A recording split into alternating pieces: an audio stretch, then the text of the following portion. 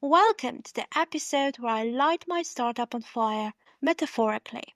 Today's story has it all: a widely unvalidated product, a fake ad expert named Luke, a PR strategy with no plan, and the desperate final push that included hiring another PR agency. If you ever wondered how not to run a startup, this episode is basically a masterclass. Let's laugh through the lessons. If you've been following along, you've heard about being a flag in the wind in episode 1, chasing money before having a vision in episode 2, the people paradox in episode 3, and the financial illusions that nearly bankrupted me in episode 4. Today we're going to close the circle with what I call the final act. The series of desperate moves, questionable decisions, and ultimately the closure of my first startup. But don't worry, this isn't going to be a depressing episode. In fact, with the benefit of time and distance, I can now look back at some of these moments and actually laugh. This is about healing through a humor and the valuable lessons that only failure can teach. Hi, I'm Jonna Troyak, a product manager and a consultant helping founders create user-centric products and self-sustaining startups. I'm also the founder of Heart Renew, a self-dating app built from everything I had to learn and rebuild as a founder. So grab your coffee, get comfortable, and let's dive into the almost hilarious end of my startup fiasco.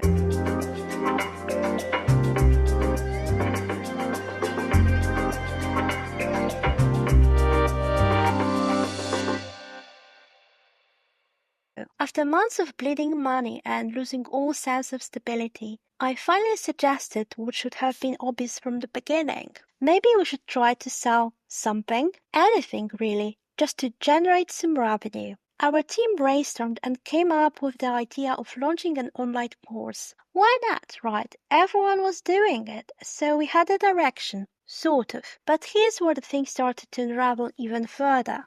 Who exactly was going to buy this course? We thought maybe small business owners, freelancers, or chatbot enthusiasts, but did we have any reason to believe they'd be interested? Any actual data? Nope, not a shred, and yet full speed ahead.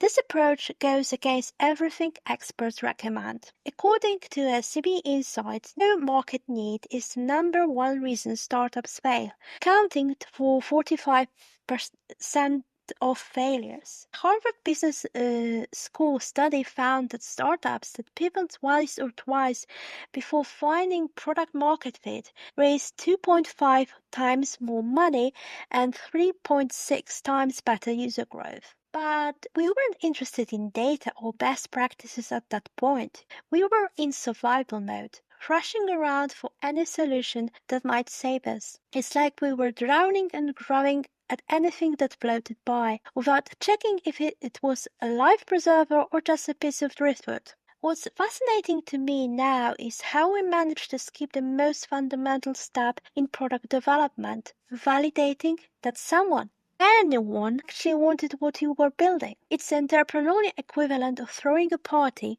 without inviting guests and wondering why no one showed up.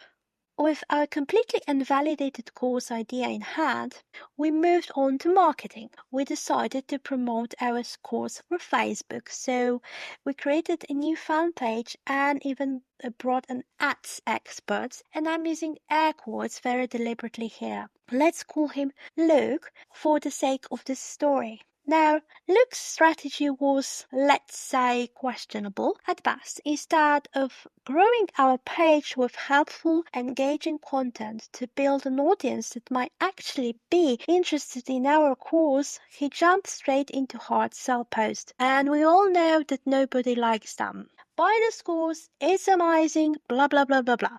You need it in your life. He blasted through our meager budget on ads that barely targeted any specific audience. But to be honest, we didn't actually know what was our audience, so how could we have any targeted audience? Anyway, it was the digital equivalent of standing in the middle of a crowded mall and screaming about your product into random passerbys. Unsurprisingly, half the budget went up in flames faster than we could say return on investment, and Luke eventually threw in the towel, declaring the task Impossible. If you've seen the Emily in Paris TV series, there's this one episode when Emily has a problem with the shower and she's trying to communicate with a plumber who's supposed to help her with the problem. Obviously, he speaks French and no English. And when she's trying to ask him in broken French what is happening, he's just saying, impossible. So basically, that's what Luke said. I'm sure that everyone knows such a Luke, someone who powers through without any plan or consideration of consequences. And when things go wrong, they just throw in the towel. I have to admit that in some cases I'm also guilty of such behavior. It's much easier to blame the platform, the algorithm, or the market than to admit your strategy was flawed from the start. Looking back, I'd do things so differently. I'd build a community first, sharing valuable content that addresses the problem of our potential customers, things that they were facing. Of course, given that I know who are our potential customers. I'd engage with that community, learn from them, and refine our product based on their feedback. I'd test small ads to find our ideal audience before scaling up. But alas, hindsight is 2020. HubSpot research shows that brands that build engagement before selling see 4 times higher conversion rates. And according to Facebook's own best practices, testing small budget campaigns across different audience segments can reduce customer acquisition cost by up to 73%. But we weren't interested in best practices. We were interested in quick fixes.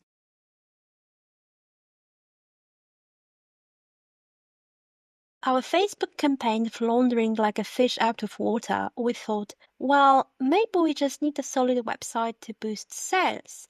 The problem, we had no budget for a developer, so I took on the task myself. I did my best with WordPress, but I am no UX expert, and my experience with WordPress usually is not very good. And to be honest, I don't like WordPress because it's not exactly the most intuitive platform for beginners. And you have to update your plugins. And to be honest, it's kind of hard to do a great website with it if you're just a person who has a basic knowledge of WordPress and is on a very tight budget. The result was a website that functioned technically but lacked polish and professionalism. It wasn't the most inviting place for potential customers.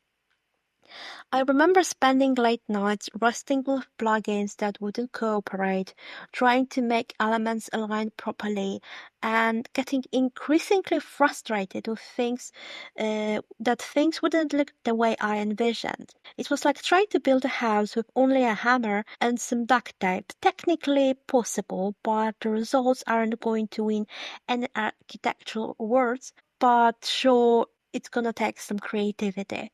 So to be honest, sometimes I would love to see a house built only with hammer and duct tape. I think the vision would be interesting. Anyway, and our pricing, that was another sore spot. If you've listened to my earlier episodes, you'll know we had a habit of undervaluing our work. We priced everything too low or even gave it away for free. Not exactly a recipe for financial stability. We were afraid to charge what the course was worth because we feared no one would buy it. Forgetting the pricing also signals value to potential customers. A Stanford Web Credibility Research study found that 75% of users judge a company's credibility based on website design. Meanwhile, Kinsey research shows that a 1% price improvement can translate to an 8.7% increase in operating profits, far more impact than other strategies like cutting fixed costs. But we didn't know these things then. Or rather, we might have known them intellectually, but we weren't applying them in practice. There's a world of difference between knowing something and actually implementing it. Amid all the chaos, we decided to make yet another questionable decision, hiring a PR agency. You're probably wondering why we would spend money on PR when we couldn't even convert visitors to our existing channels. Here's the rationale. We'd put together an in-depth report on Gen Z loneliness in Poland, which was surprisingly well received. We figured it was time to use this attention to boost our brand. The PR agency actually did what they promised. They secured interviews, and suddenly I was being featured in major outlets like Onet or Spidersweb. Those are really big media outlets in Poland, so it was a really big deal. I even did a couple of radio spots. I felt like a real entrepreneur, sharing insight about our research and our vision for the company.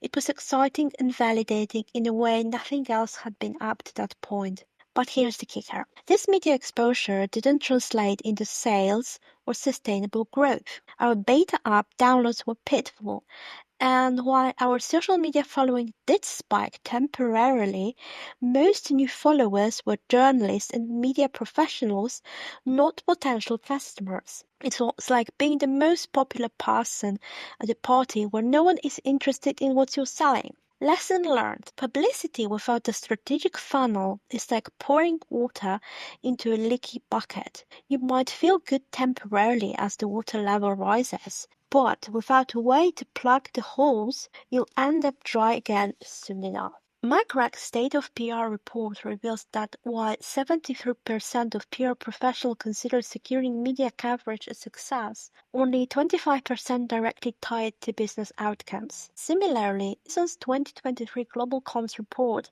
found the biggest challenge for communicators is demonstrating PR's impact on business objectives, while 72% struggle to make this connection. We're focusing on vanity metrics, press mentions, social media followers, rather than metrics that actually matter for business survival, like revenue, conversion rates, and customer retention.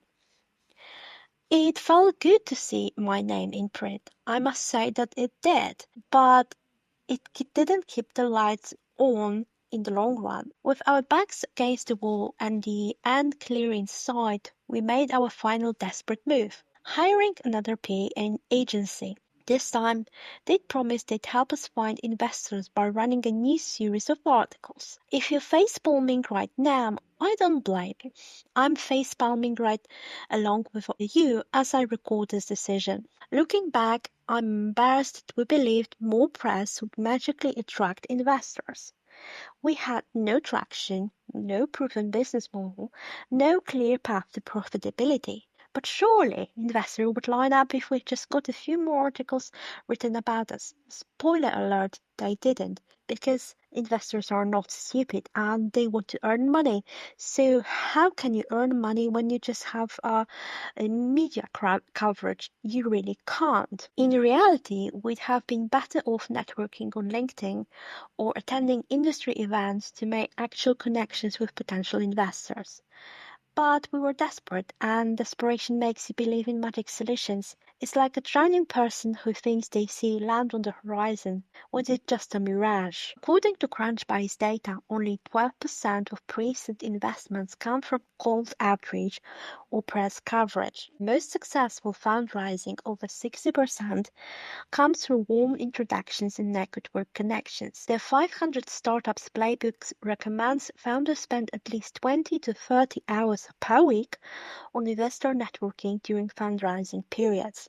But we weren't doing any of that. We were hoping that investors would somehow find us, fall in love with our struggling business, and rescue us with a check. It was magical thinking at its finest. Throughout this final phase of our startup journey, I was on an emotional roller coaster that makes Six Flags look like a kiddie ride. There were moments of hope, like when a journalist seemed genuinely interested in our story, or when it got a small spike in website traffic after an article was published. But these brief highs were followed by crushing lows, checking our sales dashboard to find zero conversions, watching our bank account dwindle with nothing to show for it, and having increasingly tense conversations with team members about our direction. I wasn't sleeping well. I'd wake up in the middle of the night with new ideas that seemed brilliant at 3 a.m. but ridiculous by morning. I'd obsessively check our metrics, hoping for any sign of improvement. I was irritable with friends and family, constantly distracted by the looming failure of my business. Looking back, I recognize this as a classic sign of founder burnout. A Harvard Business Review study found that 72% of entrepreneurs report mental health concerns, with 49 reporting they struggle with depression during their funding journey. The emotional toll of watching something you'd poured your heart into slowly die is immense. And yet, we don't talk about this aspect of failure enough in startup circles. We hear about the successes, the unicorns, the massive exit. We rarely hear about the psychological impact of watching your dreams crumble in real time. Eventually, the writing was on the wall in letters too big to ignore. Our finances were in shambles, our morale was at all-time low, and we had no realistic path forward. Closing down the startup became inevitable, and honestly, it was a relief. I remember the day we made the decision official. There was a strange mix of sadness and liberation. It felt like putting down a heavy backpack I'd been carrying for too long. Yes, there was disappointment and a sense of failure, but there was also freedom. Freedom from the constant stress, the pretending things were okay when they weren't, the desperate scramblings for solutions that didn't exist. But you know what? Writing about this whole experience on my blog and talking about it in my podcast has been incredibly therapeutic. Putting it on paper or on audio for someone to hear and sharing it with you has helped me see that this is a closed chapter in my life. I'm no longer the person who blindly trusts self-proclaimed experts, saying yes to everything, or making uninformed decisions based on desperation rather than data. I've learned so much, and while the startup may have failed, I don't consider myself a failure. Research supports this perspective. The Genome Report found that founders who have previously failed have a 20% higher success rates in their next ventures compared to first-time founders. And Harvard Business Review research suggests that failure, more than success, leads to deeper analysis and more significant learning. Failure is often a better teacher than success. When things are going well, we rarely stop to analyze why. We are just happy that things are going well. But when things fall apart, we're forced to examine every decision, every assumption, every mistake. That examination process is where the real growth happens. If I were to launch another startup, and maybe soon I will, and I will tell you about it in a next episode, what I'm actually working on, here's what I'd change. First, I'd validate the product before investing significant time or money. And this is that we have talked about in the first and the second episode of my podcast. Before spending a dime on development or marketing, I'd rather gather feedback and make sure there's real interest in the product. Y Combinator recommends conducting at least 100 user interviews before building anything.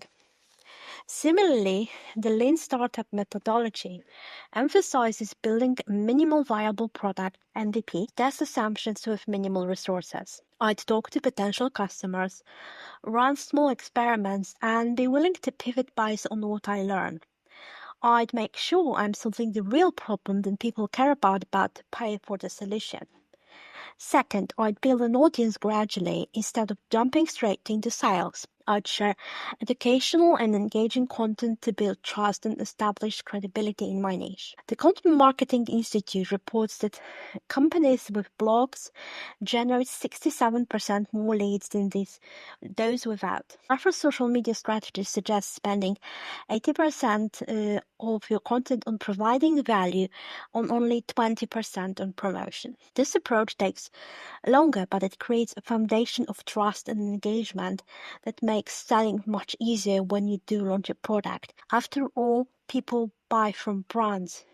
They buy from products that stand for something, that have something unique to offer, that there is some interesting twist on them. Like, for instance, in one of the episodes, I shared the case of liquid death. It is just water in a can, but it has a really interesting twist. The marketing is really clever and funny, and we can cite that in the realm of water, it's something different. And to be honest, although the liquid death is not available in Poland, I've heard about this brand. I know what they stand for. I know how the cans look like. I've seen some of the ads, including the one with the deep, that was really funny. So I know what is this brand. And I think that people actually buy from brands. So devoting time to actually creating your own brand, saying what you stand for, what value do you bring? What kind of expertise? Who are you apart from being in this company? What do you value? What are your interests? Is actually really important, because I think there are like many different services and products that offer similar things, but they don't have your perspective. And that's what makes difference in today's world. Third, I'd hire wisely, if at all. If I need an expert, I make sure they genuinely experience and have a track record of results. And if I can't afford true expertise, I take the time to learn the basics myself, rather than relying on someone who talks a good game but can't deliver. According to first round interview, the first 10 hires at a startup can make or break the company. And I know something about that. They'd recommend taking up to 6 months to fill crucial roles rather than rushing into bad fits. Also, fourth, I'd focus on one core metric that truly matters for the business. Whether it's an app downloads or product sales, I'd pick one key metric and build my strategy around improving it. This aligns with Sean Ellis' growth hacking principles. He recommends identifying your North Star metric, the single metric that best captures the core value you deliver to customers. And finally, I'd invest in a decent website from the start. A clean, user-friendly site isn't optional if you want to convert interest into sales. Adobe research shows that 38% of people will stop engaging with a website if the content or layout is unattractive. And according to Google's Page Experience Update, site usability directly impacts search ranking and visibility. And to be honest, I think in today's world with AI and services such as Wix or Webflow, it's really easy to create a good website, and you can always ask ChatGPT for help.